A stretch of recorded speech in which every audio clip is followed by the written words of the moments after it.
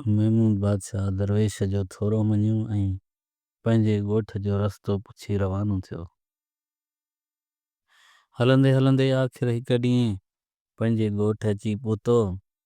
रस्ते ते महमूद बादशाह वॾो गुल सिंघियो ऐं हू सच में पोड़ो थी वियो।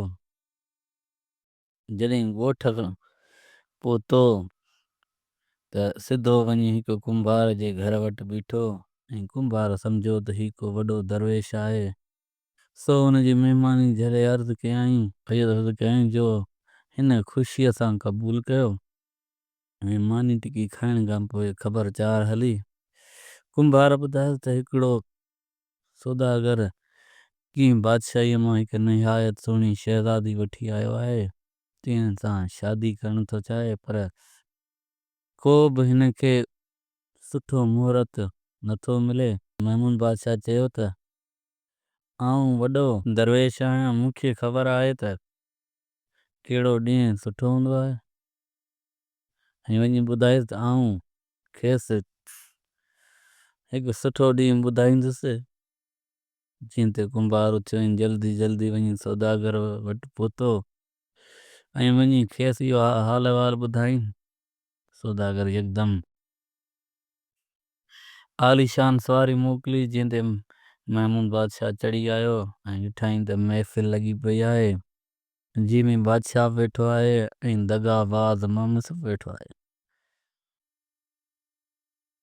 सो ही यकदमि किताब खोले वेही रहियो ऐं घणी देरि खां पोइ हिन ॿुधायो त अॼु राति जो लगन आहे पर सुबुह जो सिज उभरण खां थोरे अॻु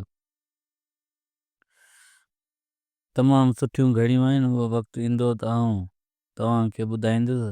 ऐं सभु ख़ुशि थिया। तॾहिं नंढनि हिन खे पीर सम्झी खांसि पुछियो त दरवेश साईं, तव्हां बि घणी दुनिया ॾिठी हूंदी ऐं को दुरंगी दुनिया जो तजुर्बो असांखे ॿुधायो।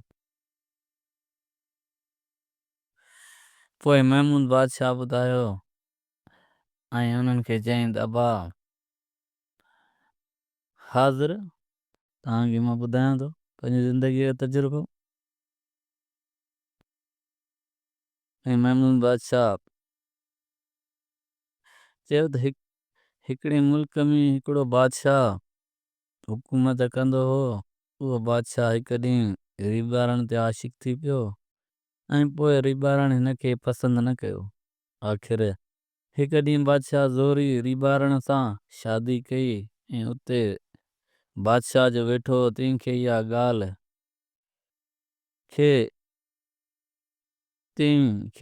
ॻाल्हि दिलि सां लॻी ऐं महमूद पोइ महफ़िल में सॼी ॻाल्हि करे ॿुधाई त कीअं बादशाह वीचारी रीबारण खे मारण जो हुकुम ॾिनो ऐं कीअं रीबारण ऐं उते बादशाह जो वेठो तंहिंखे इहा ॻाल्हि सम्झ में आई।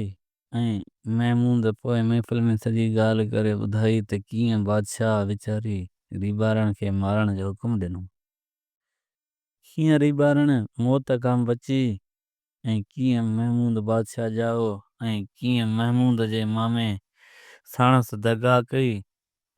सौदागर जो जूं बब वयूं त छब वयूं, वीचारो ॻाढ़ो थी वियो। ऐं जॾहिं ॻाल्हि ख़तमु थी त बादशाह चयो हाणे महमूद भला किथे आहे। महमूद बादशाह चयो त उहो हिते ई मौजूदु आहे, ॻोल्हियोसि। पर बादशाह खे कहिड़ी ख़बर जो ॿुधाए। आख़िर चयईं त मूंखे ख़बर नथी पए, तूं ई खणी ॿुधाए। महमूद चयो त रीबारण खे घुरायो, उहा पाणी पंहिंजे पुट खे ॻोल्हे लहंदी। रीबारण आई ऐं हेॾां होॾां ॾिसी हिकदमि वञी मथो हथ रखियईं। चयईं त ख़ुदा न भुलायमि त ही मुंहिंजो पुटु महमूद ई आहे। ऐं तंहिं ते महमूद बि यकदमि नंढीअ दबली वारो गुल सूंघे पाण खे असली हालत में आणे ऐं ताज़ो नौजवान थी वियो। रीबारण पंहिंजे पुट खे ॾिसी यकदमि खणी भाकुर पातो। बादशाह ऐं सौदागर ॿिन्ही पंहिंजी कईअ ते पछतायो ऐं आख़िर बादशाह रीबारण खे वठी महल में आयो। महमूद बि शादी माणे वेठो ऐं सौदागर खे बादशाह माफ़ी ॾिनी ऐं महमूद बख़्श करे छॾियो। ऐं पोइ त सभु ख़ुशीअ सां ज़िंदगी गुज़ारण लॻा। काल ॾिठासीं त ख़ुशि वेठा, ॿियो मिड़ेई ख़ैरु।